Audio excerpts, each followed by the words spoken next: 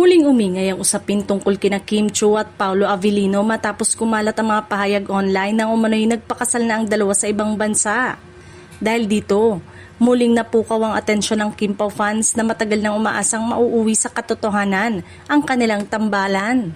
May mga lumalabas sa ulat at social media posts na nagsasabing naganap umano ang isang secret wedding habang nasa ibang bansa ang dalawa. Gayunman, mahalagang linawin na hanggang ngayon ay wala pang malinaw na direktang kumpirmasyon mula kina Kim Chiu at Paolo Avellino na totoong nagpakasal na sila.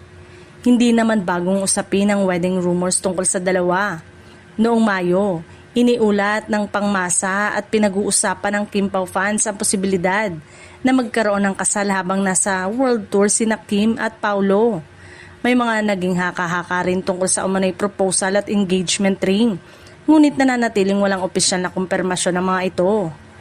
Maging ang kanilang European trip noong unang bahagi ng taon ay naging dahilan para lalo pang lumakas ang wedding speculation. Naging usap-usapan ang kanilang paglalakbay kabilang ang Paris at nauugnay ito sa mga haka-hakang maaaring may kinalaman sa pagpapakasal.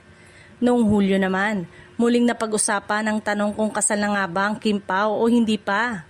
Iniulat ng Tempo ang mga chikang umano'y nakarating kay OG Diaz tungkol sa posibilidad na naganap ang kasal sa USA. Ngunit nanatili rin itong usapin na nangangailangan ng kumpirmasyon mula mismo sa dalawang artista.